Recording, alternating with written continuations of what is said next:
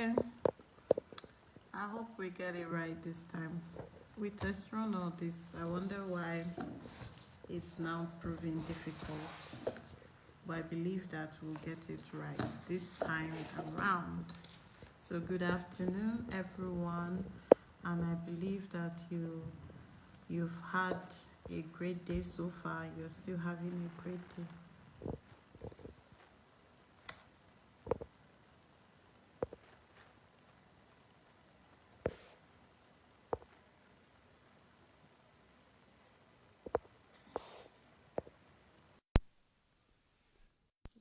So today, are you seeing the second guest one? Can you hear me? Yeah, finally, Hi, she's China. here. Oh my God. Oh my God.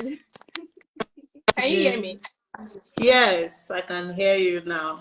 Oh, thank God. It's good to have you. I mean, I was beginning to have palpitation. That was going on.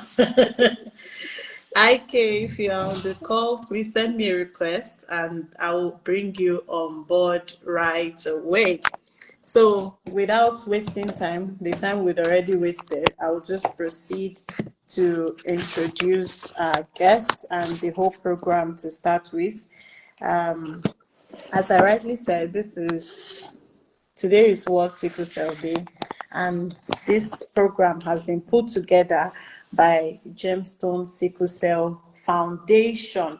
And in Gemstone Sickle Cell Foundation, we exist to raise awareness and provide tangible support to individuals and families that are affected or infected by sickle cell disease.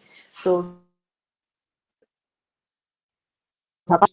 life transforming initiatives from public education to direct support, and we've had to do awareness campaigns to over 5,000 young secondary schools. We've also had community engagements and support groups, including financial aid to some of the people living with sickle cell disease. So today we're very excited to have this conversation. Today is World Sickle Cell Day, and the global theme is Global Action Local Enabling Empowering Communities for Effective Self-Advocacy. And with me today, I have IK and I have Araoluwa Bighoro brings beauty and boldness to everything that she does. She's a fabric whisperer, a creative director. She designs African-inspired textiles with Mameti, right? Mameti Africa, Mameti Aralewa Yeah, Africa. Okay, so Ara is also an advocate for sickle cell, and she shares this passionately because she is a sibling to two individuals living with sickle cell, and her story is one of compassion and strength, and she has stood in the gap raising awareness and holding space for caregivers and warriors alike. So, Ara, good afternoon and good welcome today. afternoon. Thank you so much for always being willing to raise advocacy for people living with sickle cell. And I believe that this conversation is going to be very impactful for our viewers all over the world. So let's just dive in. Could you attempted to introduce you, but could you tell us more about yourself? Okay, so like you like to introduce, Araoluwa Bighoro. I'm creative director at Mameti Aralewa. A textile production company. Yes. We do African textile productions. What Wow. else? I do so a wife, a mother, and also a gardener. That's a recent hobby I started. So when Okay. I'm not advocating for sickle cell or creating African textiles, I'm in the Mm-hmm. garden. Oh, wow. So That sounds exciting. They say gardening is life and all of that. So, what I would ask you, watching your younger ones go through so much pain growing up. ah, Yeah. Sometimes it was overwhelming, really, like seeing them go through those pains. Sometimes I'm like, can I share? I feel like I want to share the pain with them, especially when they're having like bone crisis. It's like comes with a lot of intense pain.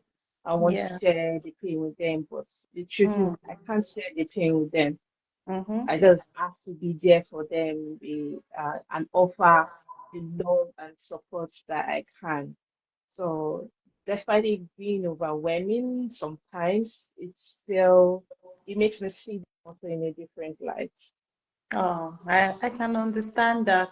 So, how would you say that these experiences shaped you emotionally, mentally, socially over the years? Hmm. Emotionally, I think Mm, it has made me to be tender, what some people call soft. I receive comments where a lot of people say I'm soft, and I think that's because of my experience with them. yeah. And mentally, it's built resilience. Like having to always be there, help them, and also advocate for them in Mm, the whether in the outer space or in the medical space, everywhere. yeah. Then socially, it's helped me to be more empathetic, to see people beyond the outer surface, to see them Yeah. for who they are within also. Because sometimes you would see some people, you won't even know that they are warriors. So just seeing them as just every other person, categorizing them in one space is it's sorted. So those ways, that's how the journey has built me. Yeah, yeah. I love when you said that it has made you soft. It has made you what people who refer to as soft, but I also think that it has made you empathetic. So you are not Yeah. so, condescending and judgmental when you see somebody who is battling some kind of pain. Because what people don't actually know is that sometimes the fascia, that's the facial or phenotypic features that we expect in people living with sickle cell. Some don't actually have it.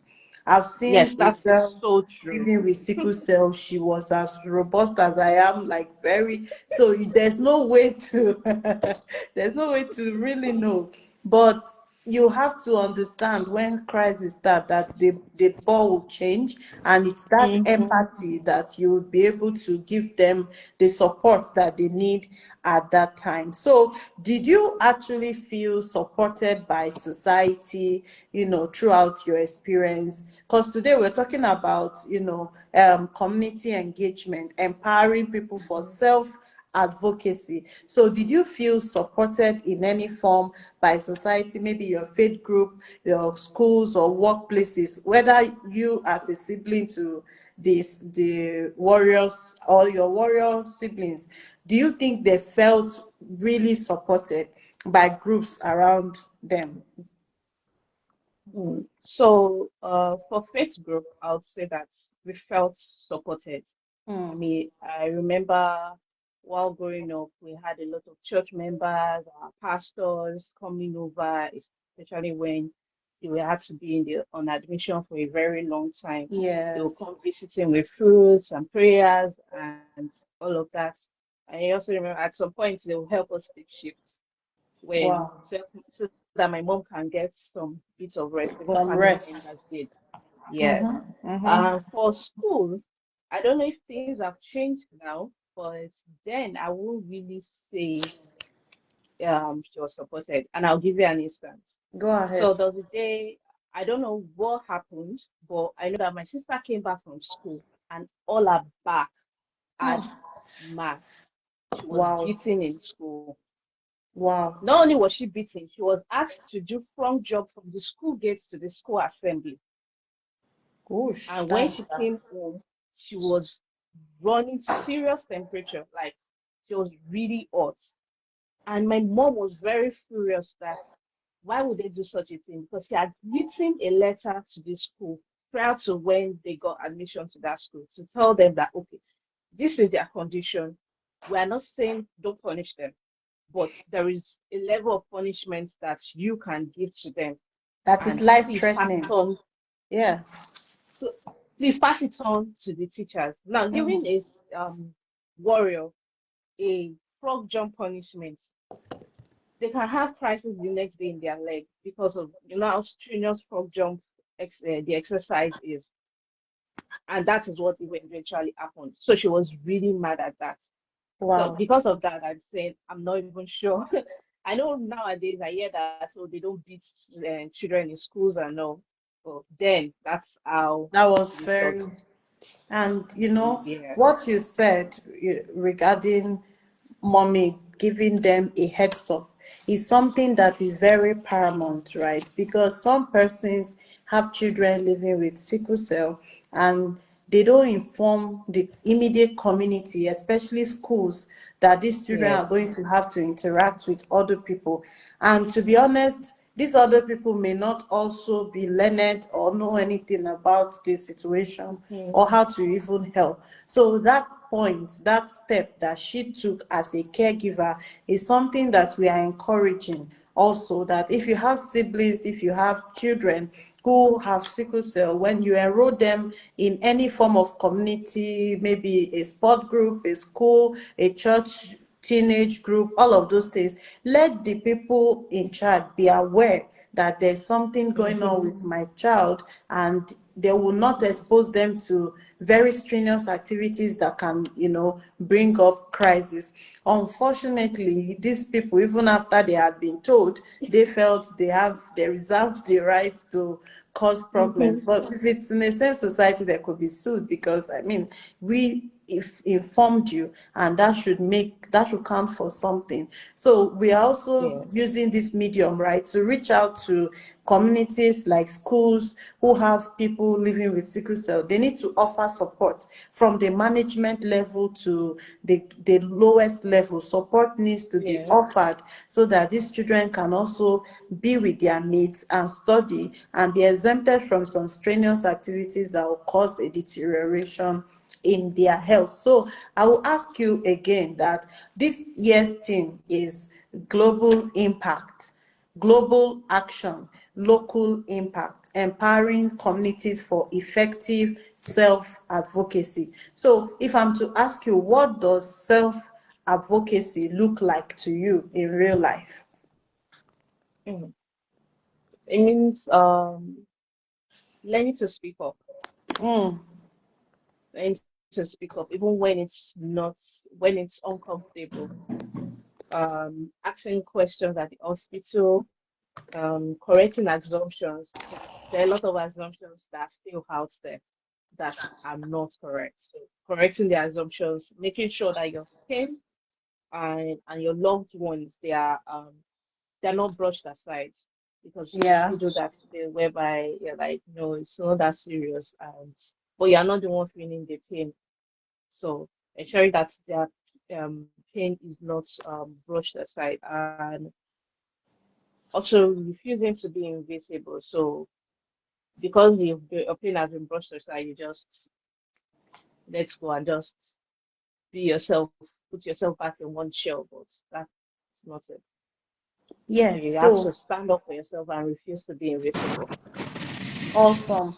I love what you just said. Hi, IK. So good to see you. Hello. Hi, good afternoon. Good Good afternoon. How are you afternoon. today? I'm doing fine. Sorry, I'm Uh, just joining now. I've been struggling with my internet. we're sorry too. We had some hitches at the beginning, but you joined right on time. So Araoluwa was talking about how self-advocacy to her is picking up. You need to learn to speak up. There's no point in hiding pain.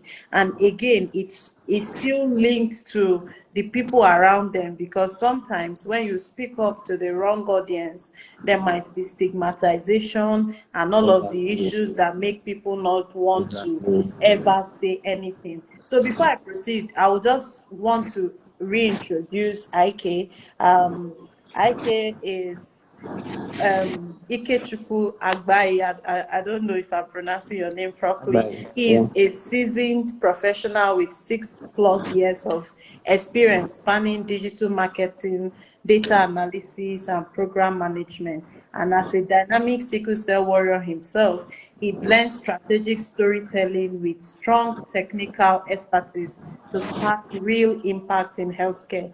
He's the leading voice with Haima Health Initiative and is tackling Nigeria's blood shortage crisis head on, using platforms to bridge donors and patients. And I really love the work that you do with Haima Health.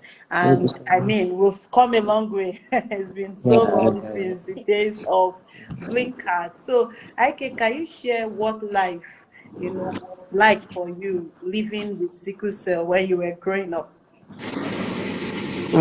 Okay, growing up, um, I've been sickle cell since birth, yeah, that's a fact. But I only got to know about diagnosis when I was in 100 level university. Now, Mm, my parents, they were aware of the fact that I was SS. Yeah, I was first diagnosed when I was 4 years old, but they didn't tell me, they didn't tell my siblings. They were trying to like hide it or cover it up. I think it's more of mm, faith. They believe that what you see is what happens to you. So if you keep saying my child is SS, then your child is SS. Meanwhile, reality is your child is SS, your child is SS. mm, Yes, faith is important, but then what's real is real. If your child is living with sickle cell, all you have to do is find a way to manage it and help reduce the pain. But then being well, let's say ignorance here. They didn't really know what SS is. They had no idea what sickle cell is, or living with sickle cell means, dealing with sickle cell patient means. So they just mm, felt, okay, before sickle takes to hospital. But most times, whenever I get this bone pain, like what I call them then, if I knew it was crisis, when I get this bone pain, what they normally do is they use hot water to massage my body, and then they give me paracetamol, and then all I do is cry myself to sleep and hope that when I wake up, I feel better. So this is what has been happening. Secondary school, same thing with secondary school. I don't think the teachers then they know what sickle cell is. They just felt, oh, it's another type of genotype. Um, they don't really know what it entails, like the pain that comes with it, like they don't really know what it is really. They just know it's a different type of genotype, like AA and AS. That's all we yeah. learned. So we just felt, oh, SS, it's another type of genotype, it's normal. So when she was saying, talking about punishments for road jump, yeah, there was a time I went late to school and I had to do that. I had Oh. to do frog jump. And after the frog jump, I could not walk to my class. I could not walk. I had to be taken home because what happened? Bone is paining me again. And then the whole cycle of massaging with hot water and then giving paracetamol to take till I cry myself to sleep. That's just what have been happening. I had to miss some of my exam. That's SSC, WAEC. So I had to be technical. Then when I got into school, I got ill after the whole 100 level clearance. It was stressful, yes. It was really stressful. That was when I was diagnosed and was told, guy, you're SSO. At that point, I was like, so this is the cause of the whole bone pain and everything. Everything started playing on my head again. Like, it was a lot to take in then. And all I had to do was, I just opened Google. That night, it was me and Google. I was just surfing, trying to learn all I need to know about SS, how to manage myself, everything, because it was like, this, like, they're introducing you to a new reality. You don't have to do a lot of stressful things. You have to take a lot of water. You have to, like, it's a new reality entirely. So I had to, like, reorient myself, learn about it that moment on Google. And that was when I decided to join the community since I'm not really aware of what sickle cell is. Me joining the community, I will learn in the process. Mm, Yeah, mm-hmm. that was how I joined SCAF, Sickle Cell Foundation then. And Wow. it has been, mm, life of unpredictability because you can't really predict what will happen next. You could just wake up one morning and then decide you are going to work, have your bed. As soon as you finish taking your bed, boom, you're having crisis pain and you can't go to work and start having to call your boss. Sir, I'm going to the hospital, this and that.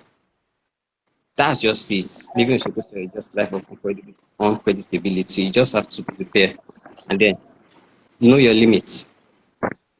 Know your limits. So yeah, that's yeah. Wow.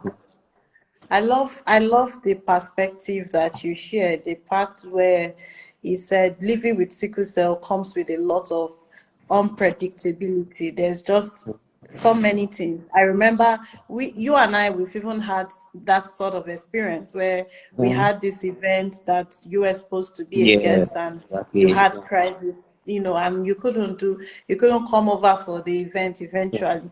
And that day, I remember you were just apologizing, and I'm like, no, it's not a problem.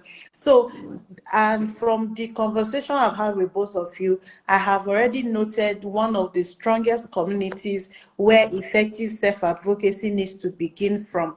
And I thank God that at Gemstone, we've even started this way far back as 2017. And this community are the schools, Yeah. because I found that a lot of people in the schools, they do not even know what it means for a child to have sickle cell. They don't know what it means for the classmates of that child to support him Yeah. or her in the process. The teachers don't even know the kind of emotional support they need to offer, because when you have crisis, for example, you miss school for a few days, and coming back, you need to regroup, recopy notes, and all of the, it's a whole lot. And I think that this year's team is just spot on, and we're going to hope that people from this conversation will see the school community, the academic community, especially primary school, secondary school, as a good place to begin to inculcate this knowledge of this very, very, very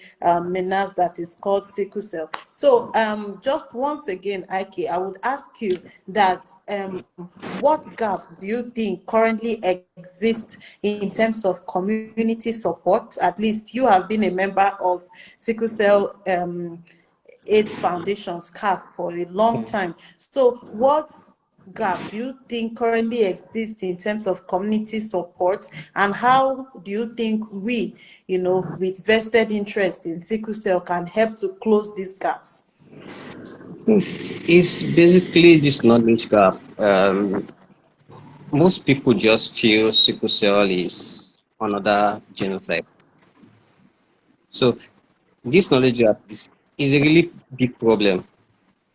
A lot of people just feel it's another genotype, so they just treat us like another set of sick people falling sick. So the sense of urgency, the sense of emergency is not put into consideration when taking care of people with sickle cell. It also even happens in hospitals.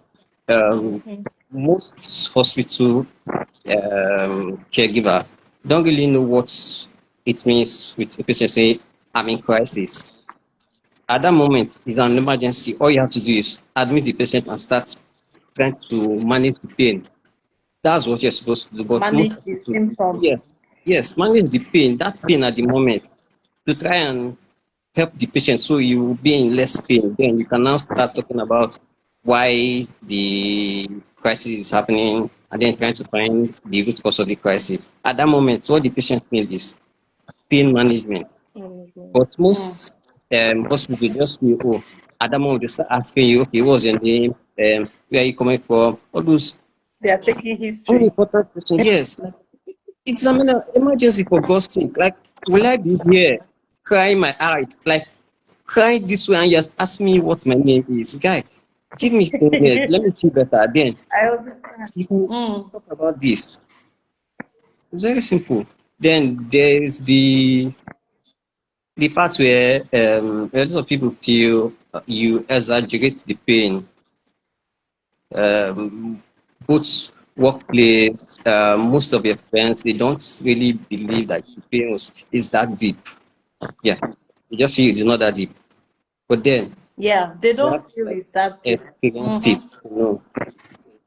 You have to You know, experience it. because there's no obvious injury. Maybe like something Yeah, is cut and blood is gushing out. Everybody's like, yeah, yeah. yeah, yeah. Because there's no obvious injury, and this person is like, this one is paining me, that one is paining me. You are like, what exactly is causing this pain? If you're not learned, you and Ara, I can ask you that. Was there a time when your siblings, maybe those early times when they displayed the crisis and you were thinking that, oh, maybe these ones are acting up so that they don't get to do a show or something like that?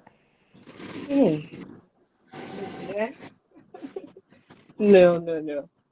I was not. But I think maybe it's just my sister because she took the don't do stressful thing to an extreme whereby she didn't even do anything at all most times.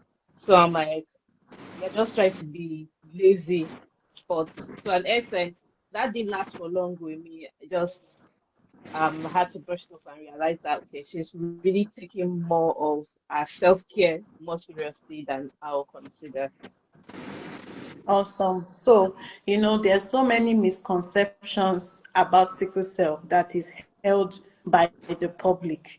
And some people till today still see people living with sickle cell as Ogbanje or all of the names that they call in their different languages, as Some though people whatever actually, is happening.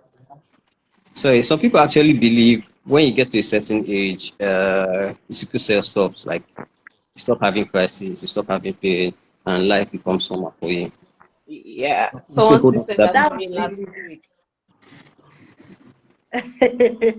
that belief is really weird because I Hmm. remember growing up, we had a handful of experiences like that, and then someone was encouraging them that don't worry, just manage. Once you cross 21 like this, no more no. And in my ignorance, I was wondering how come this disease is linked to age. I would later find out that what actually happens with most of the people living with sickle cell is, as they grow, they begin to understand their bodies better. They begin to avoid triggers. They Hmm. begin to do some self-care stuff that keeps them healthier longer sometimes, and they don't fall into crisis. But if you remember, the truth is crisis can be stimulated and triggered by anything whatsoever. When it's too Even cold, you can emotions. have, yes, when it's too cold, you can have crisis. When it's too hot, so you can't really say you can be too careful. So, Ara, do you know any other misconceptions that are still held by the society that we live in today? Mhm. Aside the when they get to a certain age, they'll correct. Some people still believe that when you take some concussions, I remember my grandpa bringing a particular concussion. It had garlic and a lot of things inside, and said that my mom should give my siblings. So he gave them when he's out. So he gave them. They threw up. So he said we should take it home. That maybe after a while, if they have not eaten, we should try giving them again. They still threw up. It was just making them throw up every time they consume it. So my mom had to stop it. Let me tell you what we did with that thing. We used to use it to avoid going to school. But the truth is, these concussions we don't know the exact active ingredients in them. We don't know the dosage. So most times medics are very wary of using concussions because in the end you are giving more work to your liver, and somebody that is already Yeah. struggling with his body, you are adding more work, and most times they lead to kidney failure, a lot of issues. So what's your own perspective, Ike, on using concussion? I mean, I can assume that they've given you a lot of concussions to try so far. There are lots of see. Yes, is they meant well. Yes, I understand. But then, if these work, won't I have tried them? That's the first question. Because I keep hearing stories of these.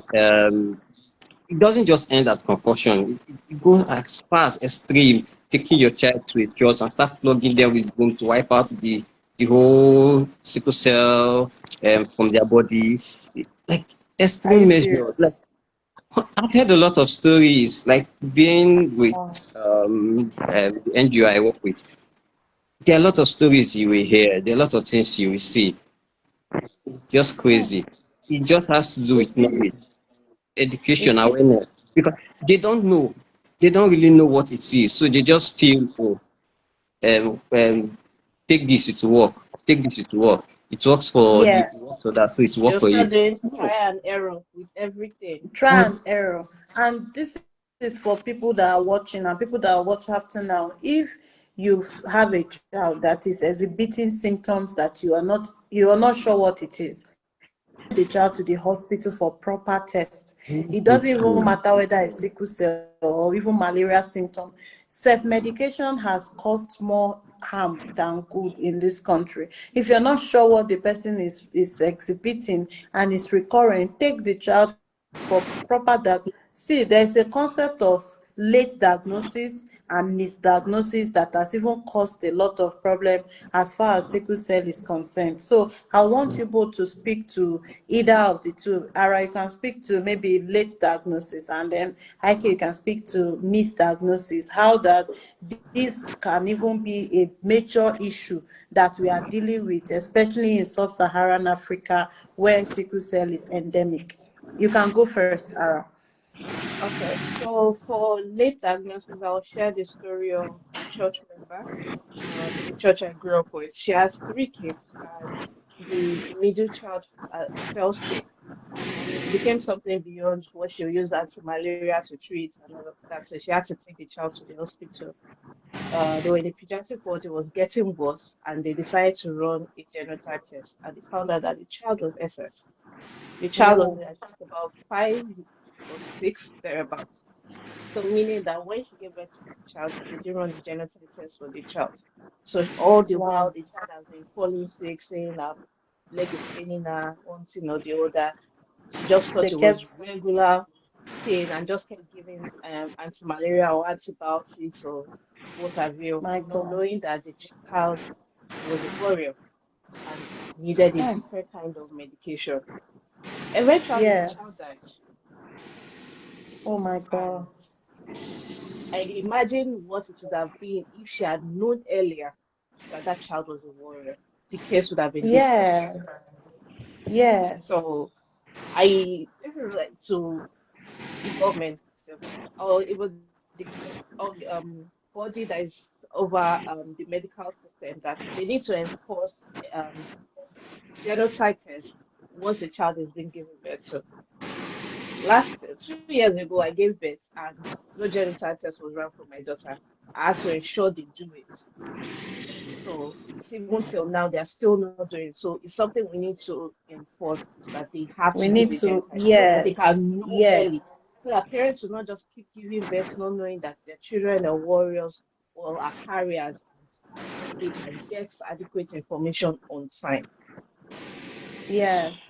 Because if you actually know early enough, you're going to be able to sort it out, or I mean, you're going to be able to put the person on medication early enough, and then Mhm. the person is going to have improved lifestyle early enough. So, okay, you can speak to misdiagnosis as a common problem we have.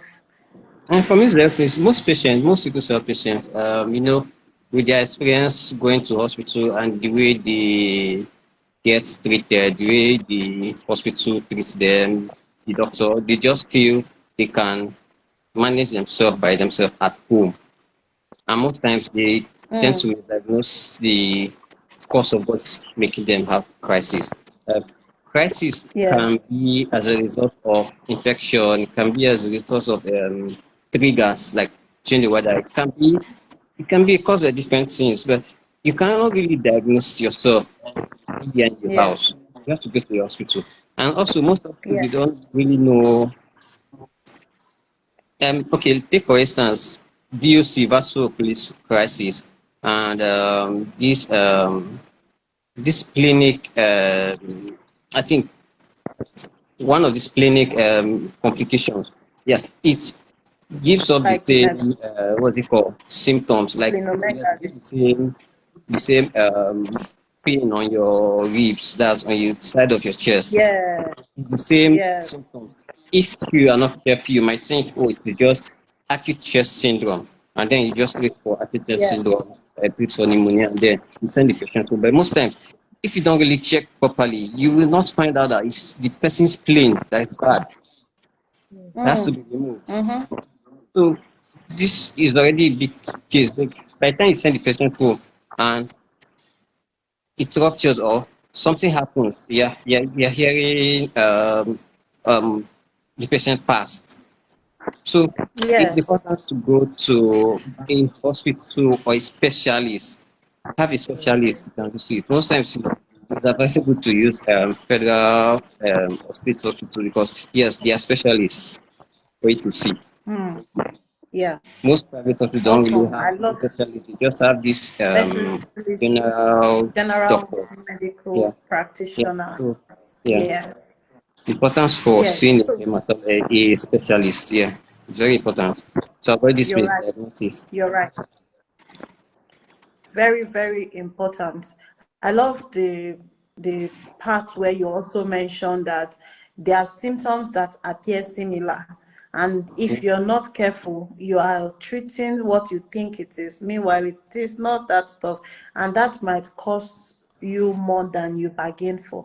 Yeah. Once you get your spleen ruptured, you are in deep problem. That's like you are in a lot of problem. So it's important to get to the hospital and get yourself treated appropriately. As we wrap up this conversation, I'll ask you, Ike, that what does self-advocacy look like for you in real life? Because the theme of this year is global action and local impact, empowering communities for effective self-advocacy. So what does self-advocacy, what does it look like for you? It means talking to like letting people know that yes, this is what it means living with sickle cell. It's not really a death sentence. You just have to properly manage yourself, and then Mm, find a way to reduce the number of sickle cell patients you get in a year because it's a lot in Nigeria. So you a just have lot. to, yeah, really 300,000 a lot, new a beds lot, come down with sickle cell in Nigeria every a year. lot. It is And alarming. then, and then try as much as possible to help patients, other patients as well living with sickle cell. That's what I try to do. That's why I work with Haima Health Initiative. I know how difficult it is getting blood, and they say if you get blood on time, you can actually it will be a major difference between life and death. That's True the that. timely yes access of blood. So I know Mm, how difficult it is getting blood. I know how urgent it can be when it is needed. So I try to be a link between these hospitals and the blood banks. So anytime a patient needs blood, they can easily get it. And then try to like stock the blood bank with blood. It gets more people to come donate because you can't get blood without people donating. So that's the yes. thing I try to do self advocacy. Awesome. So for the general public at this point, I want you to understand that for that moment you take yourself to a blood bank and say, hey, you can take 1 pint from me, take two, you are actually storing something that will save lives. And that is Yeah. the truth. Emergency crisis, just blood transfusion can make the difference between keeping that person alive and the person Most dying. So, most sickle cell patients they actually rely on this blood like every 4 to 8 weeks. Like there are some patients that they always go for EBT, exchange blood transfusion, every four yeah, to eight weeks, and they yeah, need about 8 to 10 units of blood. Now imagine they wow. can't get that blood. That means they might not live. Mm-hmm, So mm-hmm. at the end of the day, they actually need about over 100 pints of blood from different 100 donors every year for their procedures. Every year. So it is very So important here. please, donating blood is not luxury. It's something that is very, very important and life-saving. So moving on, Ara, what keeps you hopeful? What in this fight against sickle cell and with your own personal experience, what keeps you hopeful? It's my warriors. They're the ones that keep me hopeful. I mean, the ability to be able to dream big and break milestones, like despite everything they've gone through, that's what keeps me hopeful. Whenever I see them, I've gone through a lot. I've had experiences with my sister when it seems like we're going to lose her, and still trust, and I did it. So it gives me hope that there's still hope. And then the Yes, there community, is. what we do in the community, how we keep advocating, the steps that we take, it makes me believe that the change is possible. It's having a sickle cell free generation is not impossible. It is possible. Yes, yes, yes. Having a sickle cell free generation is very possible. Don't let anybody tell you that it's not possible, because it is very, very possible. So, Ike, how can an average person help reduce the sickle cell burden? I know you've mentioned it in bits and pieces, but if you had to just talk to it directly, how can an average person, beginning from informed decision making, all of that, tell us how can they reduce sickle cell burden? For the patient angle, empathy is very important. If try to like a little bit of kindness goes a long way. A little bit of kindness, and then getting to your genotype, reduce the burden of sickle cell and the number of sickle cell patients. Getting to your genotype, and then trying as much as possible to support patients living with sickle cell. It can be as little as donating your blood. It can be as little as calling them to say, okay, have you taken water today? Yes, it is. That's why I love my cycle of my community here. They kind of remind me, yes, it might feel, you don't call me before now, you don't need to call me again. Yes, but then it's just them trying to show love and say, yes, I know what you're going through. Have you taken water? Have you taken your med today? Have you taken your med this night? It's as simple as that. Showing kindness is as simple as that. Donating blood. That's Um, be as empathetic. If you know someone living with sickle cell, yes, there are limits they can't do. There are some things they are not supposed to do. Strenuous activity. Just yeah. be mindful of that and letting them know, yes, you don't have to do this. We are here to help you do this. Like it goes a long way. Yes, Empathy. you can help them out also Yeah. when they are unable to do some things by themselves. Yeah, that's true. Awesome. So I know a lot of people will be like, what is this sickle cell all about? What's the story? What's the heck about it?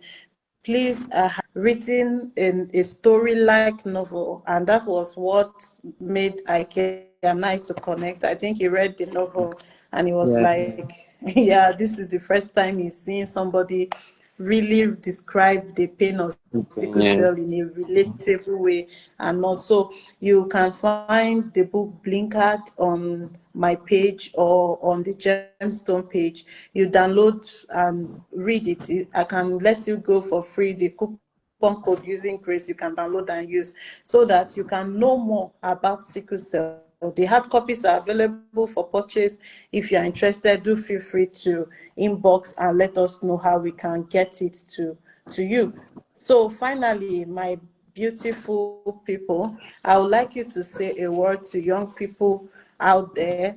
um that's for IK now. I need you to say a word to somebody out there who just got diagnosed. And Ara, I want you to say a word to a caregiver or a sibling out there who is, looking after his or her sibling suffering sickle cell. Any of you can go first. Okay. For a patient that is just diagnosed of sickle cell, what I can say is one, it's not a death sentence. You can say do what you want to do. All you just have to do is know your limit and then know your triggers, so you'll be able to avoid them. Take a lot of water. It's very important.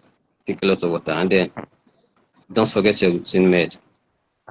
That's also very important. Get registered in the hospital so you can go for your routine checkups. That will That's the difference between living a long life and, you know, not living a long life. Yeah, it's just the difference. Then also, it is important for you to get a community. It is very important. Yes, not you might not be comfortable sharing with everybody your diagnosis. Yes, I understand. It could be some people might not be empathetic enough.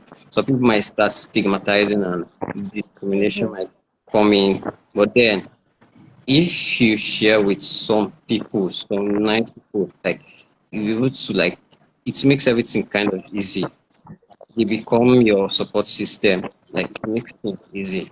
And also, if you can join a community of sickle cell warriors, so you can know more about your diagnosis and about the condition and how to stay healthy and live a full life.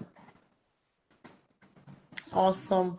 Please know that sickle cell is not a death sentence. You can Mm-hmm. live as long as you want. We have people living up to their 60th and all of that. Just make sure you do all 990. of these things that 90s. I mean, the oldest woman that died was like Yeah. 96 or so. Live, just do all of the things that he has rightly listed, and with a good community, that emphasis on, because you can't do life alone.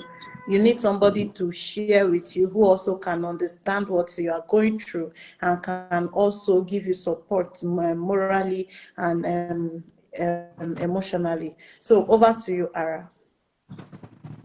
Okay, so caregivers and siblings, I want you to remember that you're first a person before you became a caregiver or a sibling. So take time to relax. It's okay for you to take a step back when things become overwhelming. When your body Yes. or your mental health demands it, it is okay for you to take a step back. It is okay for you to ask for help. It is okay for you to take a pause. You are not God. Even God rested on the seventh day. So rest, Mm. recharge, and then go back to taking care of your warrior. True that. Please, it is, I mean, what you just said is an angle that people used to usually forget. In the end, you need to be alive to take care of someone that is sick. When it's overwhelming, you take time to step back and recharge yourself emotionally, because one of the reasons for burnout is when you have to, be caring for someone repeatedly. And once you're burnt out, it's going to transpose on the person, because you're going to be Yeah. irritable, you're going to be making maybe some statements that the person will now be feeling, you see what I've done to you now. And that's what makes some of them to start having suicidal, thoughts that I'm now a burden to my family. My family is feeling sad because Mm-hmm. this is happening. So it's important to step back after a while and look at things more holistically so that you are better able to care. I believe that we've had a very, very productive conversation this afternoon, and we've shared a lot of things. Before I release us, I just want you to say one thing. If you have one thing to say to all the people that are listening this afternoon, one thing they must not forget from this meeting, what would that one thing be? Like you. Okay. Like I said, sickle cell is not a death sentence. You don't have to stigmatize or discriminate. There are people like you. They have goals, they have dreams, but they just need support, a bit of support. So support as much as you can. It can be as little as checking up on them. It can be as little as supporting getting meds for them, their routine meds. Yes, it's draining mentally, financially as well. You can support them financially. You can support them by donating blood. Like it's very easy. Support them as much as you can. And those of you that already support sickle cell warriors, living with sickle cell caregivers, all I have to say is thank you. You are actually a lifesaver. So thank you. Thank you very much. Ara, what thing do you not want them to forget today? Uh, they should not forget that love is beautiful, but it is not enough to gamble the future of their children. Mm, Hmm. That one is like it just hits power then. Nothing else to say. It's beautiful, oh, but it's not enough. My mentor, who is one of the grand advocates for sickle cell, a consultant hematologist, she would say she married for love and she's proud. She married genotype, Jerry, and she's proud to say she married genotype because her own younger sister battled sickle cell and they lost her. So by the time she was in a relationship and she found out the genotype of the person was, going to cause problem, she ran for her life and then she married someone that she was sure genotypically they were okay. So that is good enough reason for you to make an informed decision. And there's this myth going around that even if you are AA and you marry an SS, that all your children will be sickle cell warriors. That is a lie. If you are AA, people have been saying do not waste your AA. They are sickle cell warriors, beautiful, hardworking sickle cell warriors who are also looking for love. Feel free to. It's not something that it will infect you, like because you're married to them, you're now going to become a sickle cell warrior yourself. And your support and care for them would even improve their standard and quality of life. So my own word that I don't want us to forget, in addition to all the beautiful things that have been said, is that when it comes to advocacy, you need to begin from where you are. We do a program in Gemstone called Tell One Person About Sickle Cell today. So tell somebody one day, do you know your genotype? When people are in a youth church group and they are trying to have a youth summit, find a way to include it, that they need to know their genotype, they need to go for screening, and they need to be self-aware to make informed decision. And do not think that to raise awareness or to advocate for a cause or to do an NGO basically mean the organization is non-governmental. You don't need to have all the monies in the world to run advocacy for something that you know people need to know. So in your own little sphere, we've identified a community today, which is the schools. In your little sphere, I hope that after this meeting, what's it called now? People, principals of schools, staff of schools will reach out to me and say, hey, we have this community, I want your team to come and talk to them. I'm sure we are happy to come and talk to your children, to teach them about genotype, to teach them about screening, and even, possibly provide avenues for screening. Today is World Sickle Cell Day, and the global theme is Global Action, Local Impact, Empowering Communities for Effective Self-Advocacy. And Gemstone Sickle Cell Foundation has brought to you two phenomenal speakers who have spoken to us extensively about their experiences dealing with sickle cell disease and how they have also been raising advocacy and awareness at their different levels. And I would like to say this is the end of this live session. It will be available for watching within now and 31 days, but we are also going to put it on YouTube, and the link will be shared so that more persons can engage with it. I want to thank you so much, IK, and I want to thank you so much, Ara. You brought your A game to this conversation, and I really, really learned a lot in addition to all the things that I've known, and it's been a pleasure talking with you both. Thank you so much. Thank you for having us. Thank you. Thank you for Thank having you. us. Yeah, do have a good afternoon. You Yeah, too. you too.